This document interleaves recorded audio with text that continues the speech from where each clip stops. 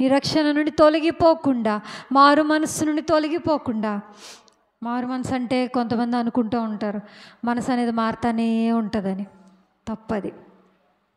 మారు మనస్సు అనేది ఒక్కసారే మన జీవితంలో ఒక్కసారే వస్తుంది. అది ఒక్కసారి మారిన తర్వాత వెనక్కి కూడా తిరిగి చూడకూడదు. ఒకవేళ ఇన్ కేస్ నువ్వు అనుకోకుండా, నీకు తెలియకుండా నీ ప్రమేయం లేకుండా ఏదైనా వినేసి, ఏదైనా చూడకూడదని చూసేసి, ఏదైనా మాట్లాడకూడదని మాట్లాడేస్తే, ఆస్క్ లార్డ్, దేవుని రోజు అడుగు, క్షమాపణ అడుగు. దేవా, నన్ను క్షమించయ్యా, నేను నీ బిడ్డగా ఉండడానికి. ఆయనలో ఏ తప్పు లేదు కదా. ఆయన వలె మనం ఉండాలి, యేసుక్రీస్తు వలె ఆయన్ను పోలి మనం నడుచుకోవాలి. ఆయన మనల్ని పిలుచుకున్నాడు, ఎంత గర్వం కదా అది. మనకి గర్వంగా జీవించాలి మనం. ఆయన మనల్ని పేరు పెట్టి పిలిచాడు ఒక్కొక్కరిని. ఇక్కడ మనల్ని పిలిచిన దేవుడు, మనం ఒంటరిగా ఏడ్చినప్పుడు, ఓదార్చడానికి ఎవరు లేనప్పుడు నీకు ఆయన తోడుగా ఉన్నాడు. నువ్వు మనుషుల సహాయమే కోరుకుంటున్నావా? ఇంకా ఈరోజు మారు. ఈరోజు దేవుణ్ణి అడుగు, దేవా నీ సహాయం నాకు కావాలి. మనుషులు చేసే సహాయము ఒకరోజు ఉంటుంది, 2 రోజులు ఉంటుంది, 1 వారం ఉంటుంది, 1 సంవత్సరం ఉంటుంది.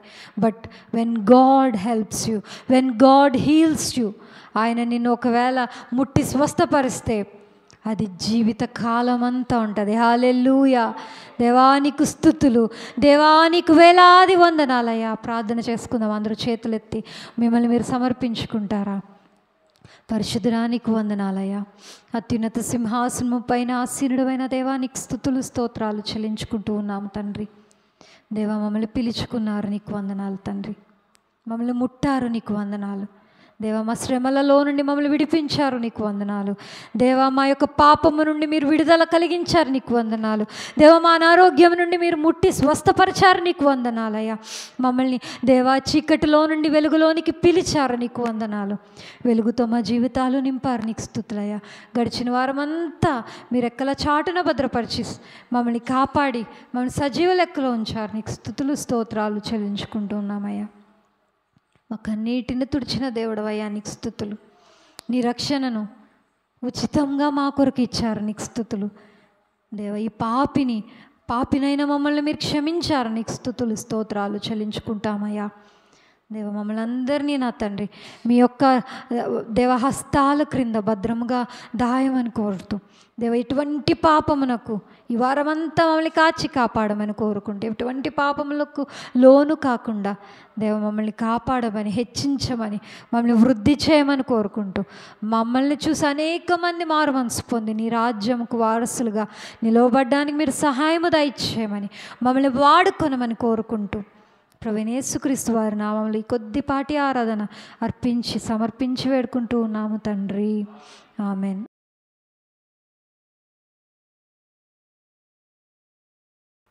ప్రియమైన దేవుని బిడ్డలారా, ప్రభు అయిన యేసుక్రీస్తు నామంలో మీ అందరికీ శుభాలు తెలియజేస్తూ ఉన్నాను. దేవుని కృపచేత 2024 సంవత్సరంలో ఫిబ్రవరి నెలలో 3వ ఆదివారం అంటే 18వ తారీఖు దేవుడు మనలను సజీవ లెక్కలోంచి క్షేమంగా తీసుకొచ్చాడు. చాలామందికి ఇలాంటి అవకాశం లేదు, చాలామందికి. కాబట్టి మనలను దేవుడు ప్రేమించి ఆరోగ్యం ఇచ్చి సజీవ లెక్కలో ఉంచి ఈ రీతిగా దేవుని సన్నిధిలో కూర్చొని దేవుని స్తుతించడానికి, ఆరాధించడానికి, ఘనపరచడానికి దేవుడు మనకు అద్భుతమైన అవకాశం ఇచ్చాడు. చాలామందికి లేదు అవకాశం. అందును బట్టి మనం దేవుని స్తుతించవలసిన వారంగా ఉన్నాం. దేవుని వాక్యంలో నుంచి మొదటి కీర్తన చదువుకున్నారు. వచ్చే వారం దాన్ని మనం ధ్యానించుకోవచ్చు. ఈరోజు ఆదికాండం 22వ అధ్యాయం మొదటి 3 వచనాలు చదవండి. ఆదికాండం 22 అధ్యాయం మొదటి 3 వచనాలు.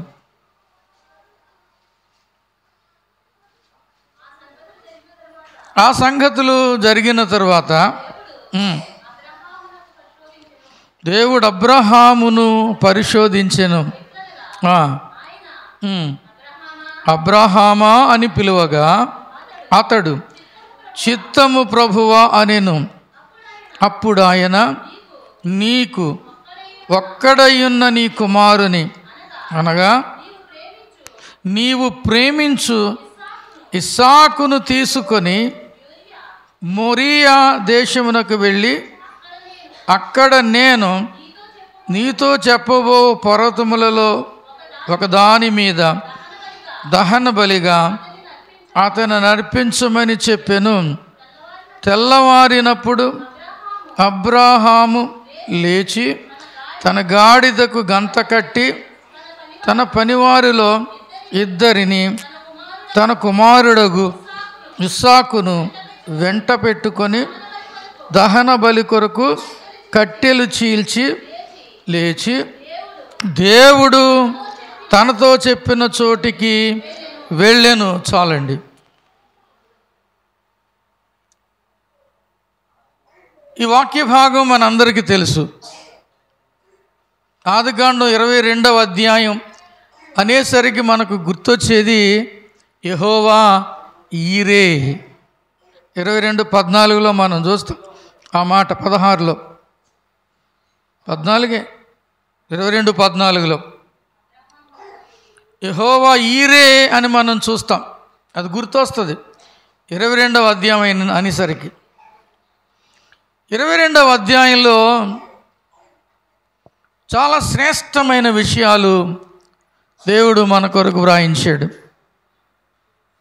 అద్భుతమైన చక్కని విషయాలు. అబ్రహాము జీవితంలో జరిగిన ఒక అపూర్వమైన, లేకపోతే ఒక అద్భుతమైన ఒక ఘట్టం, ఒక సంఘటన. అబ్రహాముకు ఒక పేరుంది. ఏంటి చెప్పండి? విశ్వాసులకు తండ్రి అని పేరు. బైబిల్ ఏం చెప్తుంది? అబ్రహాము దేవుని నమ్మెను, అది అతనికి నీతిగా ఎంచబడెను అని బైబిల్ చెబుతుంది. దేవుని స్నేహితుడని అతనికి పేరు కలిగెను అని కూడా బైబిల్ చెబుతుంది. అబ్రహాము దేవునికి స్నేహితుడుగా, విశ్వాసులకు తండ్రిగా పిలువబడిన ఒక గొప్ప వ్యక్తి అబ్రహాము. అబ్రహాం అంతటి గొప్పవాడు ఎలాగయ్యాడు? How did he become such a great Saint? అంతటి గొప్ప పరిశుద్ధుడుగా ఎలాగయ్యాడు? ఈజ్ ఎ స్టాల్వర్ట్, ఒక గొప్ప వ్యక్తి. ఎలాగయ్యాడు అబ్రహాం? దేవుని వాక్యం చదివితే చాలా అద్భుతమైన విషయాలు దేవుని వాక్యంలో మనం చూడగలుగుతాం. మొట్టమొదటికి ఇక్కడ నేనంటాను ఏ గ్రేట్ సెయింట్, లేకపోతే స్టాల్వర్ట్, ఒక గొప్ప పరిశుద్ధుడు. అబ్రహాము తన జీవితంలో మనం చూస్తే, మనం నేను చెప్పిన మాట, అబ్రహాము దేవుని నమ్మెను, అది అతనికి నీతిగా ఎంచబడినని మనం చూస్తూ ఉన్నాం. అబ్రహాము దేవుని నమ్ముట అనున్నది నీతిగా ఎంచబడింది. యాకోబులో మనం చూస్తాం. యాకోబు 2వ అధ్యాయము 23లో, కాబట్టి అబ్రహాము దేవుని నమ్మెను, అది అతనికి నీతిగా ఎంచబడెను, మరియు దేవుని స్నేహితుడని అతనికి పేరు కలిగెను. దేవుని స్నేహితుడు అని పేరు కలిగింది. అబ్రహాము నీతిమంతుడిగా ఎంచబడ్డాడు, దేవుని స్నేహితుడిగా పిలువబడ్డాడు. ఒక గొప్ప మహోన్నతమైన వ్యక్తి. నేనంటాను ఒక పరిశుద్ధుడు అబ్రహాము, ఎ సెయింట్, ఒక పరిశుద్ధుడు. 12వ అధ్యాయంలో ఆదికాండంలో దేవుడు అబ్రహామును పిలిచాడు. నువ్వు లేచి నేను చూపించు దేశానికి వెళ్ళమని. అబ్రహాము మారు మాట్లాడకుండా దేవుడు చెప్పినట్టుగా దేవుడు చూపించే దేశానికి వెళ్ళటానికి సిద్ధపడి వెళ్ళిపోయాడు. అబ్రాహాములో కనబడే మరొక ప్రాముఖ్యమైన లక్షణం ఏంటంటే, ఎక్కడికి వెళ్ళినా అబ్రాహాం ఏం చేసేవాడు తెలుసండి? దేవునికి బలి అర్పించేవాడు, బలిపీఠాన్ని కట్టేవాడు. అపారమైన భక్తి కలిగిన భక్తిపరుడు అబ్రాహాము. ఇక దేవుడు ఏం చెబితే అది చేయటానికి ఇక మారు మాట్లాడకుండా చేసేవాడు.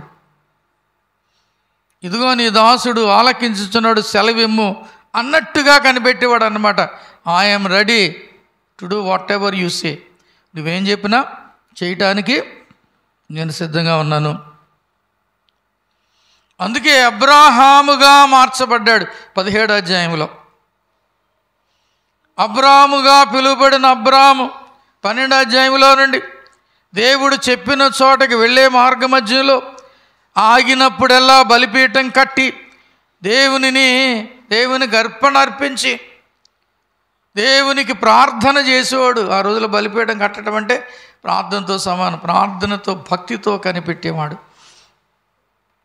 దేవుడు వాగ్దానం చేశాడు 12లో, 17లో ఆ వాగ్దానం రీఇటరేట్ చేశాడు.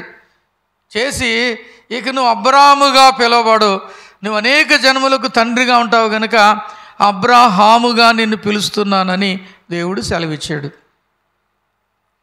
ముఖాముఖిగా దేవుడు అబ్రాహాముతో మాట్లాడుతూ ఉండేవాడు. 18వ అధ్యాయంలోకి వచ్చేసరికి దేవుడు అబ్రాహామును దర్శించాడు. మమ్రేలో ఎండవేళ సింధూర వనములో దేవుని కొరకు కనిపెట్టుచూ ఉంటుండగా దేవుడు అబ్రాహామును దర్శించాడు. దర్శిస్తే అబ్రాహాముకు దేవుడు ఏం చేశాడు తెలుసా? విందిచ్చాడు. మొట్టమొదటిగా మనం చూస్తే అబ్రాహాము వినువాడు. లేచి వెళ్ళు అంటే విన్నాడు, మాట వినువాడు. రెండవదిగా అబ్రాహాము దేవుని కొరకు ఎదురు చూస్తూ దేవుడు వచ్చినప్పుడు వారికి విందిచ్చాడు. ఏమిచ్చాడండి? విందిచ్చాడు. దేవుని మీద అన్నడు విసుక్కోలేదు.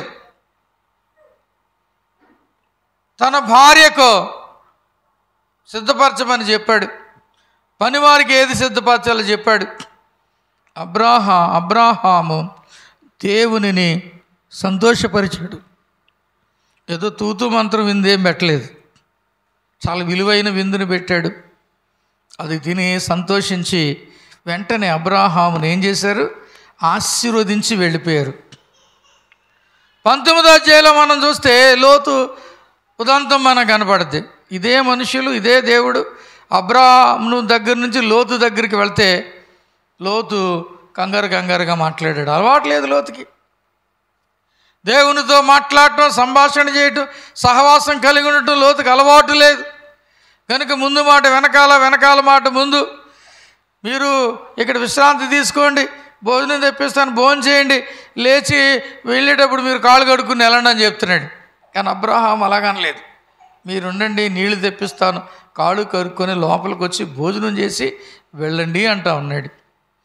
ఎందుకంటే అబ్రాహాముకు భక్తి చేయటం అలవాటు, దేవునితో సంభాషణ చేయటం అలవాటు, దేవునితో మాట్లాడటం అలవాటు, దేవుని మాట వినటం అలవాటు.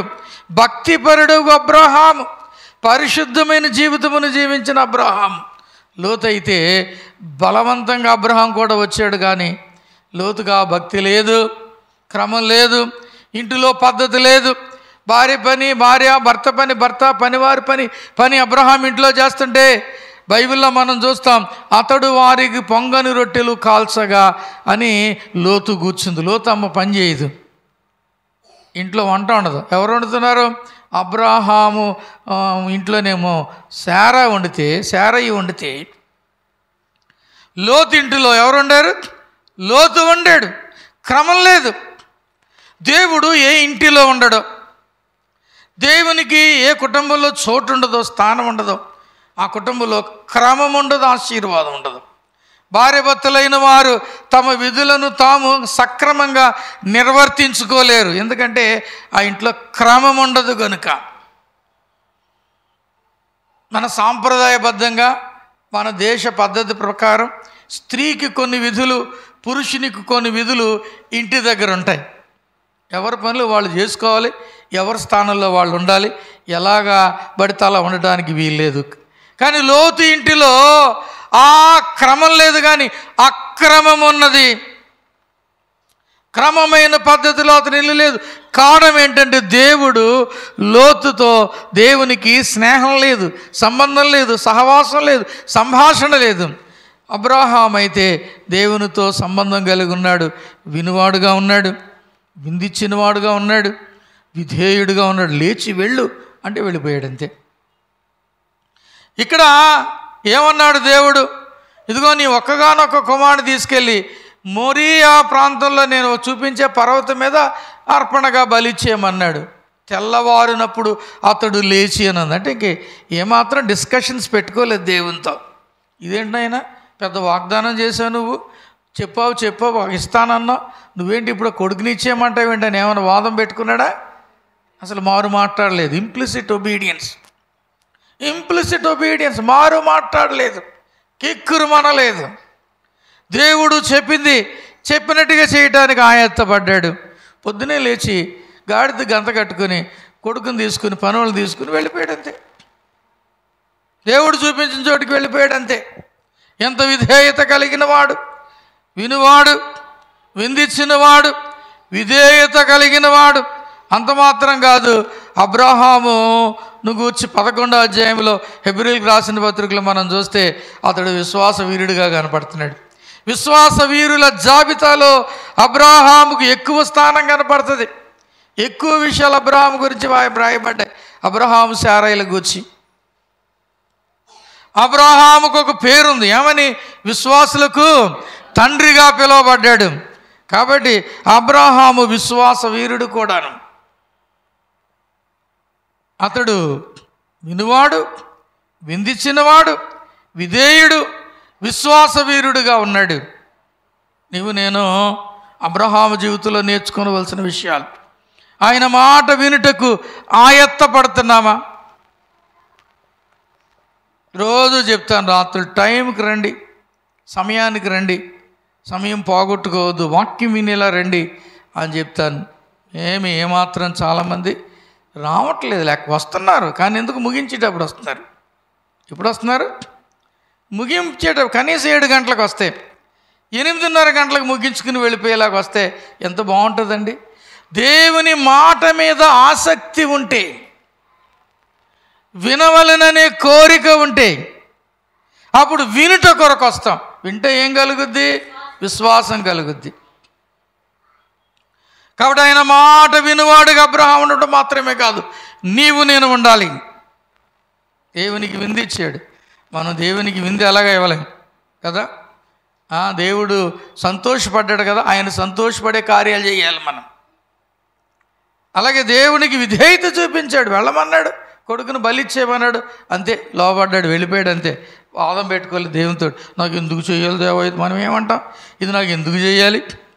నాకే జరగాల, ఇది నా జీవితంలో ఇలా జరగాల, నాకు ఎందుకు ఇది, ఈ కష్టం ఎందుకు, ఈ బాధ ఎందుకు, ఈ ఇబ్బంది ఎందుకు, ఈ పరిస్థితులు నాకే ఎందుకు అని అలా అనుకుంటానికి వీల్లేదు.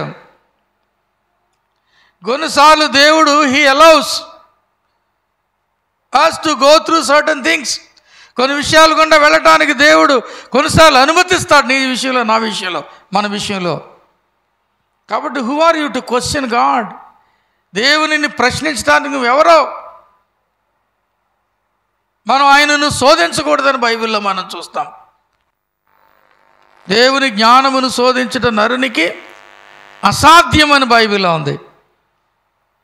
కాబట్టి మనం దేవుని ఏం చేయకూడదండి? శోధించకూడదు, క్వశ్చన్ చేయకూడదు. అబ్రహాం ఇంప్లిసిట్ ఒబీడియన్స్, చాలా విధేయత చూపించాడు. మారు మాట్లాడని విధేయత చూపించాడు. నేను ఆ రీతిగా ఉంటే మనం విశ్వాస వీరులంగా అబ్రహాం వలె తీర్చబడతాం. అబ్రహాము విశ్వాసం కలిగిన వాడు కాబట్టి ఏమాత్రమును తన జీవితంలో అనుమానపడలేదు. అచంచలమైన విశ్వాసం కలిగిన వాడుగా ఉన్నాడు. కాబట్టి ఏ సెయింట్, ఒక పరిశుద్ధుడు అబ్రహాము. రెండవదిగా చూస్తే ఏ సన్, ఒక కుమారుడు. అంటే కుమారుడు అంటే బాగోదని మీద వచ్చేలా చెప్తున్నాను కదా. పరిశుద్ధుడు, 2 ఒక పడుచువాడు. ఇస్సాకు అప్పుడు పడుచువాడు కదా. కుమారుడైన ఇస్సాకు ఎవరు? పడుచువాడు, ఒక పడుచువాడు. Son of Abraham, Isaac the son of Abraham. చూస్తే నాకు చాలా ఆశ్చర్యం అయిపోతుంది. ఏమవుతుందంటే 22:7 చూడండి. 22:7 6 చదవండి. తన కుమారుడకు ఇస్సాకు మీద పెట్టి, చూసారా, కట్టెలు తీసుకొని తన కుమారుడకు ఇస్సాకు మీద పెట్టి. అంటే ఇతడు హీ వాజ్ వర్కింగ్, కష్టపడి పనిచేసే రకం. ఎలా అంటాడండి? కష్టపడి పనిచేసే రకం. ఒక్కడే ఉన్నాడు, ఏమంటారు, ఒదుగున్నాడు, లోపడుతున్నాడు. కట్టెలు తీసి కుమారుని మీద పెడితే అంత లెక్క నేనేం మోస్తానని అనలేదు, తిరుగుబాటు చేయలేదు. ఈ వాజ్ వర్కింగ్, పనిచేస్తున్నాడు. రెండవదిగా మనం చూస్తే 7వ వచనం చదవండి. వెళుచుండగా ఇస్సాకు తన తండ్రి అయిన అబ్రహాముతో, నా తండ్రి, నా తండ్రి అన్నాడు. నేనంటాను, a wonderful son, working son, wonderful son. ఈ రోజులో కొంతమంది తండ్రుల్ని ఎరా బావా ఏమని పిలుస్తారండి? ఎరా బావా, ఒరే అనేవాళ్ళు. అమ్మనేమో ఒసేయ్ ఒలేయ్ అనేవాళ్ళు లేకపోలేదు ఈ రోజుల్లో. అమ్మను ఒసే ఒలే అని కానీ, నాన్నను ఒరేయ్ ఎరా అని కానీ అనటానికి వీల్లేదు. అబ్రహామును కొడుకు ఏమంటున్నాడు? నా తండ్రివైనా అబ్రహామా. గౌరవం. ఏ వండర్ఫుల్ సన్, ఒక మంచి కుమారుడు. కొడుకుకి తండ్రికి మధ్య ఏమి నా కుమారుడు అంటున్నాడు అబ్రహాము. కొడుకుకి తండ్రికి మధ్య ఎంత చక్కని సంబంధం అండి. ఈ రోజులో కొంతమంది తల్లిదండ్రులు పిల్లలు ఉంటారు, ఏమి పైకి కలిసినట్టుగా ఉంటారు కానీ వాళ్ళ లోపల కలవరు. తండ్రి కుమారుల మధ్య సరైన సంబంధం ఉండదు. ఎప్పుడు గొడవ పడటం, కొట్లాడటం. తండ్రి కొడుకులు కలిసి కొట్టుకునే వాళ్ళు నేను ఎంతమందిని చూశాను. తండ్రి కొడుకులు కొట్టేయడం, కొడుకులు తండ్రిని కొట్టేయటం, కొట్టేసుకోవటం, బూతులు తిట్టేసుకోవటం, అరుచుకోవటం, శాపనార్థాలు పెట్టుకోవటం ఎన్నో చోట్ల జరుగుతూ ఉంటాయి. కానీ అబ్రహాము కుమారుడైన ఇస్సాకు ఎంత మర్యాదస్తుడో చూసారా. నా తండ్రివైన ఒరే నానా అనలేదు, రే బా నిన్నేరా నానా అనలేదు. నా తండ్రివైన అబ్రహామా. పిల్లల్ని చూస్తూ ఉంటాను, మావోడు ఒక చవటండి. ఏంటి మావోడు ఒక చవటండి అంటున్నాడు ఒక కొడుకు తండ్రిని.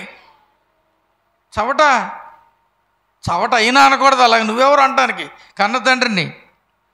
ఒక దద్దమ్మండి, మావాడు ఒక వెధవండి, ఆడికి బుద్ధి లేదండి. ఆడికి ఎవరో వాళ్ళ కొడుకు గురించో వాళ్ళ తమ్ముడు గురించో ఎవరి గురించో చెప్తున్నాడు అని అనుకుంటే తీరా చూస్తే ఎవరి గురించి చెప్తున్నాడు? అది తండ్రిని గురించి. నువ్వు నీ తండ్రిని, కన్న తండ్రిని గౌరవిస్తున్నావా? కన్న తండ్రికి నీ హృదయంలో సరైన స్థానం ఉందా? కన్న కుమారుని ఎలా చూస్తున్నాను? బిడ్డను, నీ కన్న బిడ్డను ఎలా చూస్తున్నావు?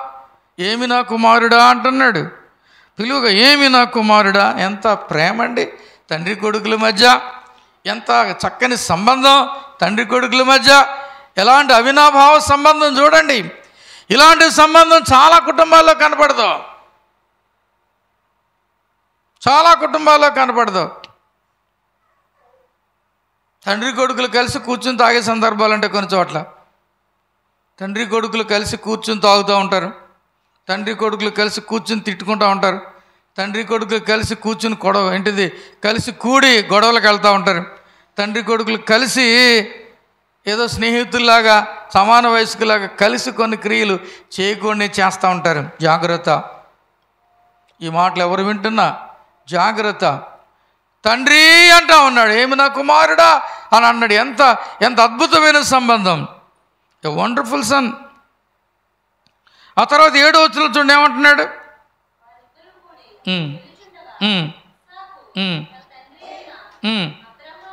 ఉమ్, ఉమ్, ఉమ్, ఉమ్. అది అప్పుడు అతడు నిప్పును కట్టెలను ఉన్నవి కానీ దహన బలికి గొర్రె పిల్ల ఏది అని అడగగా నేను అంటాను, 1 వర్కింగ్ సన్, 2 వండర్ఫుల్ సన్, 3వది ఏమంటారు వండరింగ్ సన్. ఆశ్చర్యపడుతున్నాడు. ఏంటి మనం బలిస్తాకి వెళ్తున్నాం కదా, నిప్పులున్నాయి, కట్టెలున్నాయి, అర్పించడానికి గొర్రెపిల్లేది. He was wondering. మరి గొర్రెపిల్ల తీసుకెళ్ళాలి కదా నాన్న, గొర్రెపిల్లేది? ఈ మాట అడిగినప్పుడు తండ్రిగా అబ్రహాముకు సత్యం తెలిసిన అబ్రహాము గుండె ఏమైపోయి ఉంటుందండి చెప్పండి. అబ్రహాము గుమ్రంగానే ఉన్నాడు, యెహోవా చూసుకుంటాడని చెప్పేశాడు. ఏమన్నాడండి? అబ్రహాము, నా కుమారుడా, దేవుడే దహన బలికి గొర్రె పిల్లను చూచుకొని. ఎంత గొప్ప విశ్వాసం! దేవుడే దహన బలికి గొర్రె పిల్లను చూచుకొనును అని చెబుతా ఉన్నాడు. గొప్ప విశ్వాసం. ఇప్పుడు చెప్పండి, హీ వాజ్ వర్కింగ్ అంటే వర్కింగ్ సన్, ఏమంటారు వండర్ఫుల్ సన్, వండరింగ్ సన్.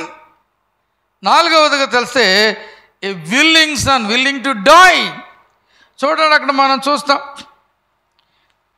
9వ వచనంలో, బలిపీఠమును కట్టి కట్టెలు చక్కగా పేర్చి తన కుమారుడు ఇస్సాకును బంధించి ఆ పీఠము పైనున్న కట్టెల మీద ఉంచెను.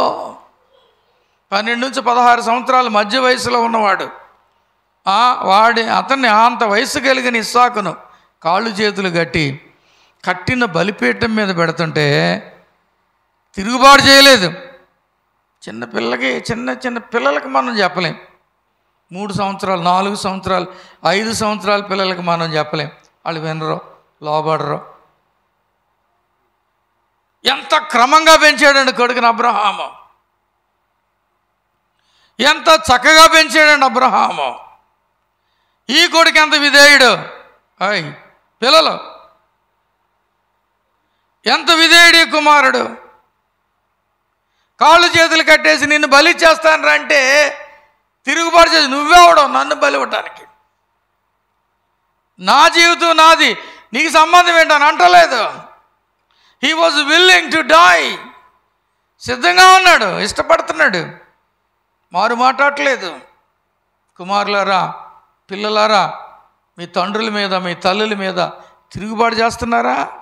మాట వినకుండా, లోబడకుండా, లోబడనులను మనసు కలిగి అదిరించేసి బెదిరించేస్తారని తండ్రుల్ని, తల్లిని, పిల్లలు ఈ రోజులు ఎలా తయారైపోయారంటే అడలు కొట్టేస్తున్నారు. మాట్లాడితే మీకేం తెలుసు, తెలియకుండానే ఎంత స్థితికి వచ్చారు వీళ్ళు, నీకేం తెలుసు అని అంటారు. ఎప్పుడు కూడా ఇప్పుడు ఎలా ఉంటుందంటే, అన్నీ ఉన్న ఆకు అణిగి మణిగి ఉంటుంది, ఏమీ లేనిది ఎగిరెగిరి పడుతుంది. వాళ్ళు నేర్చుకునే ఆరంభ దశలో వాళ్ళకి తెలిసిందే గొప్ప అనుకుంటారు. అవన్నీ చూసేసి దాటేసుకుని వచ్చేసిన వయసు ఏమో మాలాంటి వయసు, పెద్దోళ్ళు తండ్రుల వయసు. వాళ్ళు ఏమనుకుంటారో, పిల్లలేసే అరుపులకి కేకలకే నేను కూడా పిల్లలు లేదని చెప్పారనుకో, చాలా సందర్భాల్లో మాట్లాడాను నేను. వీళ్ళకి ఏం తెలుసు, వీళ్ళకి అంతే తెలుసు, అంతకంటే ఎక్కువేమీ తెలీదు. నా స్థితికి వస్తేనే కానీ తెలియదు. ఒక వయసుకు వచ్చేసరికి తెలుస్తుంది, ఓహో ఇలాగా, మళ్ళా పైకి ఇక అలాగా అనుకుంటారు. అనుభవం ముందు ఎప్పుడు కూడా అనుభవ రాహిత్యం. అప్పుడప్పుడే నేర్చుకుంటూ తప్పడడుగులు వేస్తున్నవన్నీ ఎప్పుడు కూడా పేలవంగా ఉంటుంది, తేలిపోతాయి.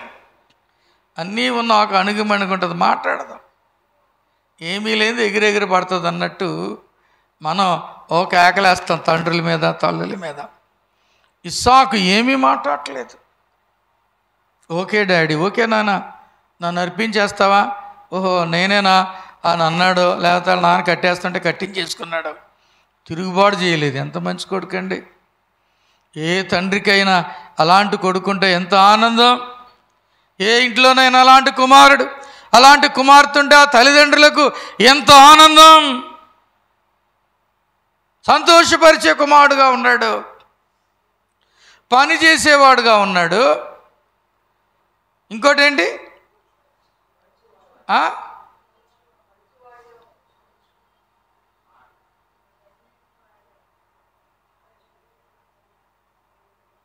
వండర్ఫుల్ సన్, మంచి కుమారుడుగా ఉన్నాడు. తర్వాత వండరింగ్ సన్, వాండరింగ్ కాదు, వండరింగ్ సన్ అంటే ఆశ్చర్యపోతాడు, ప్రశ్నించేవాడుగా ఉన్నాడు. ఆ తర్వాత ఇంకేంటి, విల్లింగ్, లోబడేవాడుగా ఉన్నాడు, తండ్రి మాటకు లోబడేవాడుగా ఉన్నాడు. కాబట్టి అబ్రహాము ఎ సెయింట్, పరిశుద్ధుడు.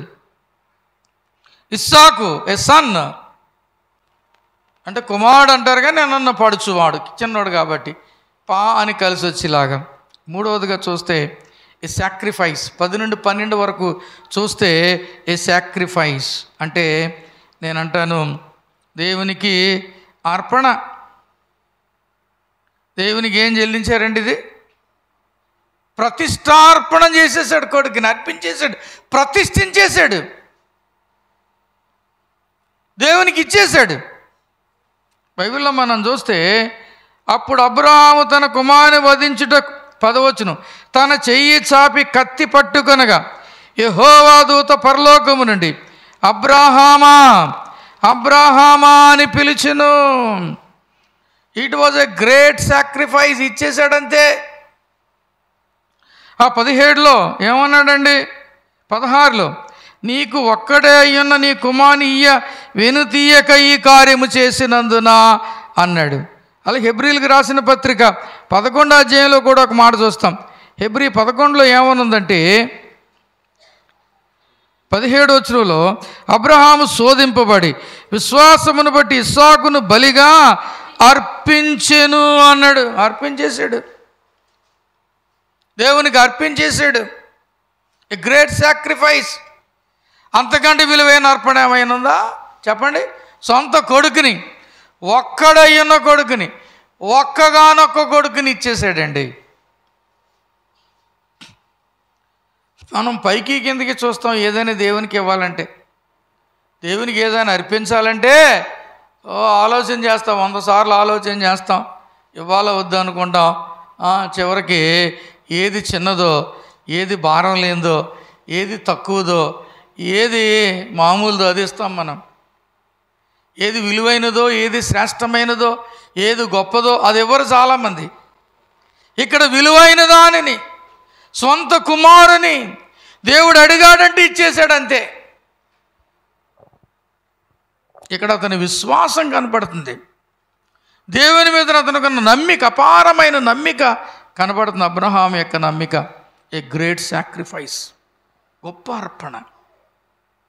ప్రతిష్ఠించేసుకున్నాడు అంతే కొడుకుని దేవునికి. He offered, he ఒబేయిడ్. అతను వెనుదీయలేదు, లోబడ్డాడు, ఇచ్చేసాడు అర్పణగా అంతే దేవునికి. ఏమిస్తున్నావు మనం దేవునికి? నీ బలం, నీ జ్ఞానం, నీ సమయం, ఆ తర్వాత నీ సంపాదనలో దేవునికి ఇస్తున్నావా? ఎంతమంది నమ్మకంగా ఉన్నారండి దేవుని భాగాన్ని దేవునికి ఇవ్వటంలో? ఎంతమంది ఉన్నారు నమ్మకంగా? 10వ భాగము దేవునిది. దేవుని మందిరములో నిధిలోనికి తీసుకురమ్మని బైబిల్ చెప్తుంటే చాలామంది ఆ విషయంలో ఫెయిల్ అవుతున్నారు. దేవుని కొరకు సమయాన్ని ఇవ్వలేరు, ఆలస్యంగా వస్తారు, తొందరగా వెళ్ళిపోవాలనుకుంటారు. ఎక్కడన్నా ఉన్నది ఇదే. మన సంఘం గురించి చెప్పట్లేదు, ఎక్కడో. ఎందుకంటే చాలామంది చూస్తారు ఇందులో. మన ఈ కార్యక్రమం మన టీవీలో వస్తుంది, చాలామంది చూస్తారు. చాలామందికి చెప్తున్నాను ఈ మాట నేను. ఆలస్యంగా వెళతాను మందిరానికి, త్వరగా వెళ్ళిపోవాలని ఇంటికని కోరుకుంటావు. నువ్వేమిస్తున్నావు నీ సమయం దేవునికి? ఆదివారం ఏదో ఒక్కరోజు ఊడిపడతాం, అదైనా ఎప్పటికో పాటలన్నీ అయిపోయాక. నియామక ప్రార్థన కూటాలు, మిడ్ వీక్ ప్రేయర్స్, వారపు మధ్యలో జరిగే కూటాలు, వీకెండ్ ప్రేయర్స్, వారాంతపు కూటాలకు వెళ్తున్నావా? ఇస్తున్నావు నువ్వు దేవునికి నీ విలువైన సమయం, నీ విలువైన బలం, ఇంతకుముందు అయితే మిమ్మల్ని ఇబ్బంది పెట్టేసేవాడిని. సువార్తని యాత్రలని అయినపరని అక్కడికని ఇక్కడికని తీసుకెళ్ళి మీటింగ్లు పెట్టి బీవీ పాలెం అని అయినపరని కాపవరం అని తీసుకెళ్తూ ఉండేవాడిని. కొన్ని సంవత్సరాలుగా ఏమీ లేవు. సుఖపడిపోయారు మీరు. ఏమైపోయారండి? దండయాత్ర లేవు, నైట్ మీటింగ్స్ లేవు, సువార్త కూటాలు లేవు రాత్రి వేళల్లో. కాబట్టి ఆదివారం కూడా కష్టంగానే వస్తున్నారు కొంతమంది. నీ సమయం దేవునికి ఇస్తున్నావా? అబ్రహాము తన కుమారుని ఇచ్చేశాడు. ఇది యేసుక్రీస్తుకు పోలి కనబడుతుందండి. ఇస్సాకు ఛాయారూపంలో ఇస్సాకులో యేసుప్రభుని చూడొచ్చు మనం. అబ్రహామును తండ్రి యొక్క దేవుడు అనుకుంటే, ఇస్సాకు ప్రభువైన యేసుక్రీస్తు అనే ఆయన జనతైక కుమారుడు, అద్వితీయ కుమారుడు అనుకుంటే, అబ్రహాము తన కుమారుని ఎలాగిచ్చేశాడో దేవుడు తన కుమారుని నీ కొరకు నా కొరకు ఇచ్చేసాడు. విని తీయలేదు.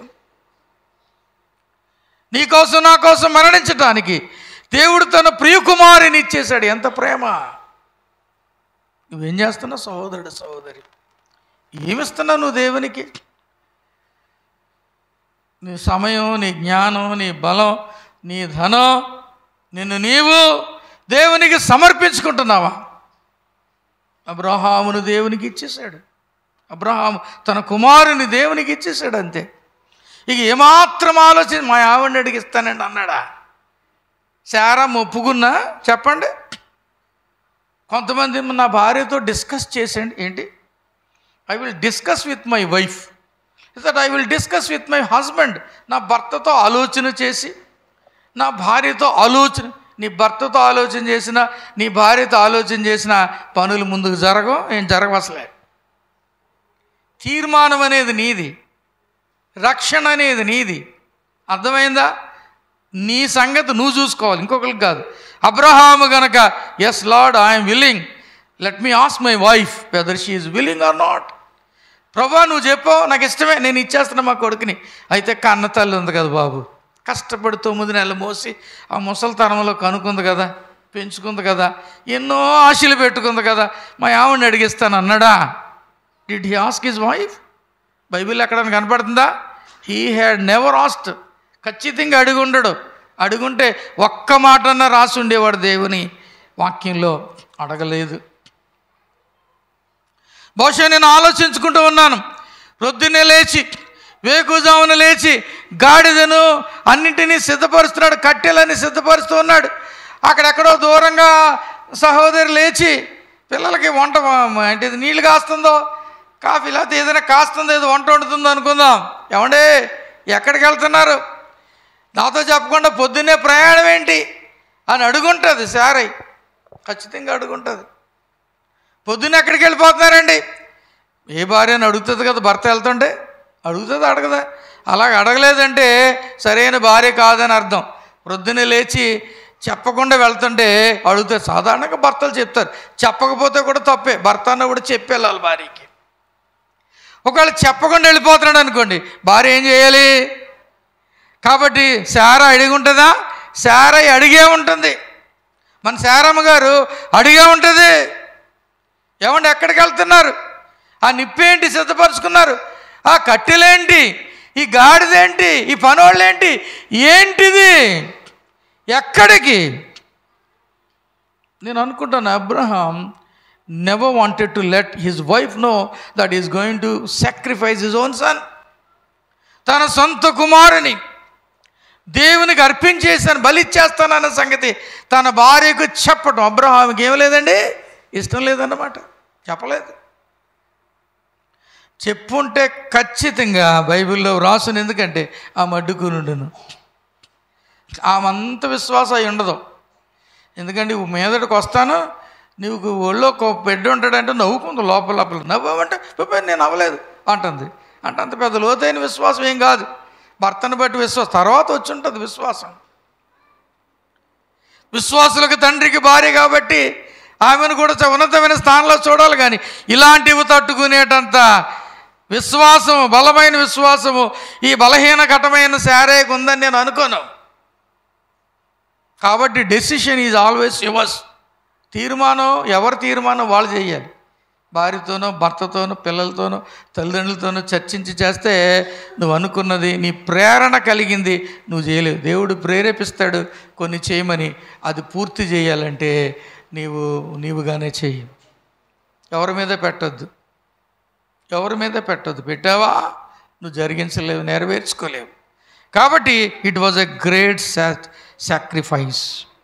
నాలుగవదిగా ఎ గ్రేట్ సబ్స్టిట్యూట్, ప్రత్యామ్నాయం. 13-14 ఏమంటాడండి?